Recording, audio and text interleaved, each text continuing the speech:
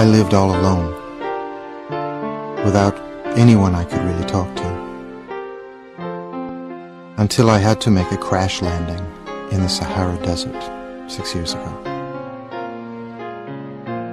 Something in my plane's engine had broken, and since I had neither a mechanic nor passengers in the plane with me, I was preparing to undertake the difficult repair job by myself. For me, it was a matter of life or death. I had only enough drinking water for 8 days.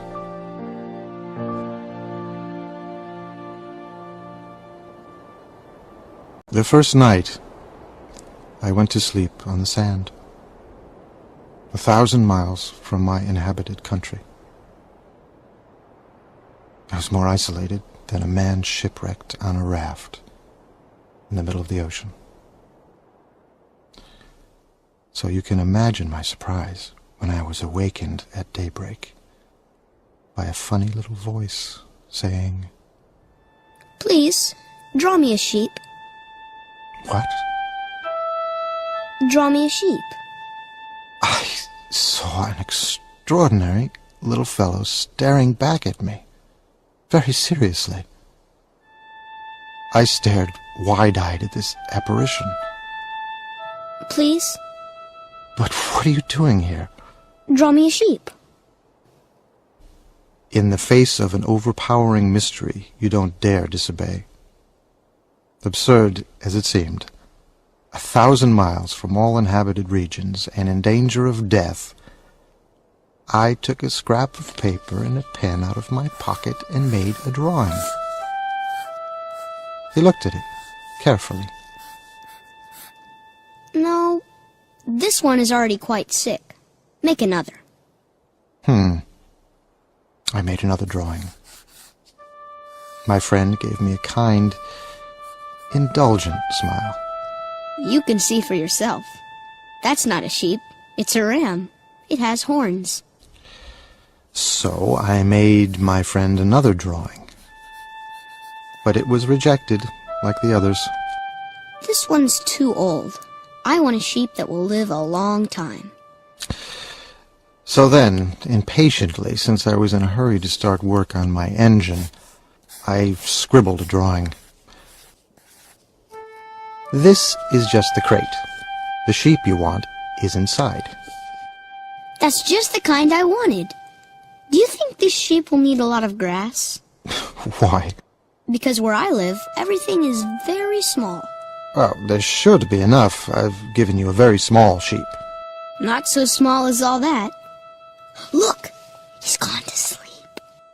And that's how I made the acquaintance of the little prince. It took me a long time to understand where he came from. The little prince, who asked me so many questions, never seemed to hear the ones I asked him. "What's that thing over there?" It's not a thing. It flies. It's an airplane. My airplane. "What? You fell out of the sky?" Yes. "So you fell out of the sky too. What planet are you from?" Do you come from another planet?" "Of course, that couldn't have brought you from very far." And he fell into a reverie that lasted a long while. Then, taking my sheep out of his pocket, he plunged into contemplation of his treasure. "Where do you come from, little fellow? Where is this where I live of yours? Where will you be taking my sheep?" "The good thing about the crate you've given me is that he can use it for a house after dark." "Of course. And if you're good, I'll give you a rope to tie him up during the day. And a stake to tie him to." "Tie him up? What a funny idea."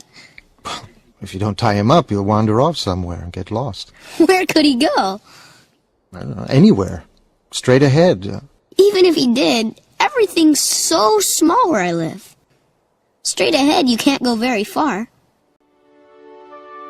That was how I learned a second very important thing, which was that the planet he came from was hardly bigger than a house.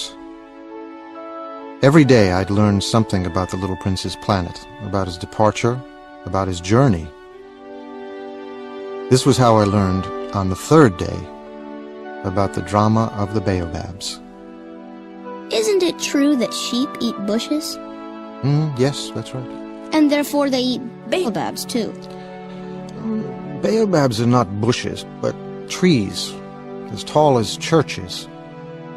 Even a whole herd of elephants couldn't finish off a single baobab. But before they grow big, they'd start out by being little. True enough. But why do you want your sheep to eat little baobabs?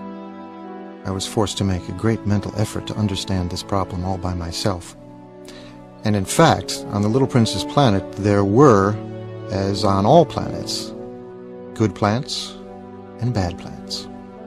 The good plants come from good seeds, and the bad plants from bad seeds. But the seeds are invisible. They sleep in the secrecy of the ground until one of them decides to wake up. But if it's a seed of a bad plant, you must pull the plant up right away as soon as you can recognize it.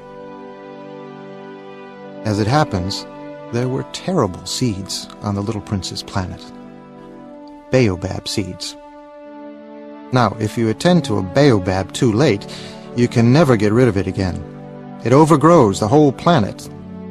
Its roots pierce right through, and if the planet is too small, and if there are too many baobabs, they make it burst into pieces.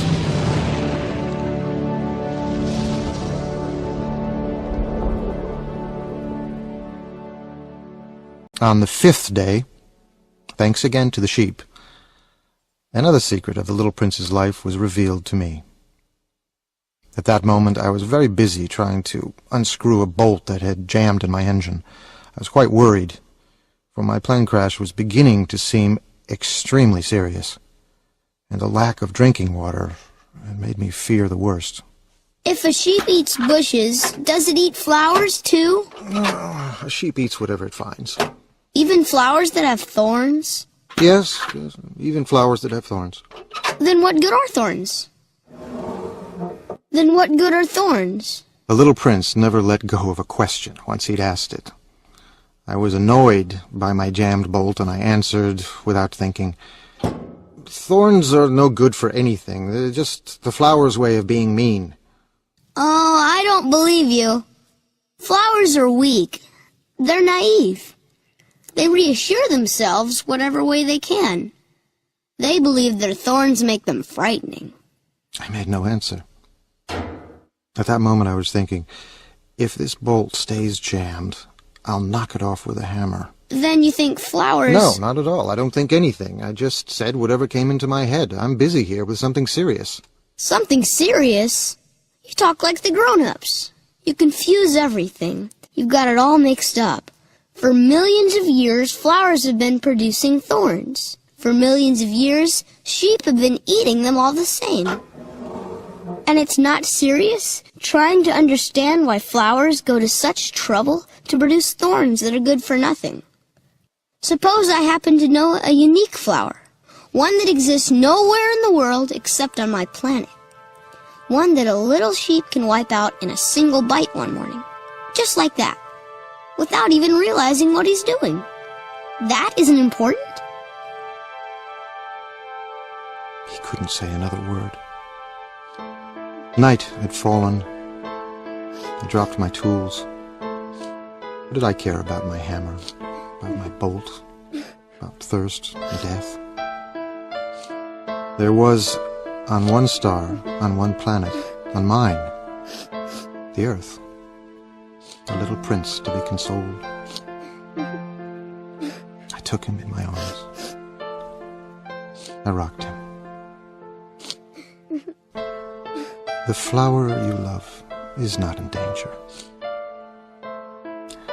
I'll draw you a muzzle for your sheep. I'll draw you a fence for your flower. I didn't know what to say. It's so mysterious, the land of tears.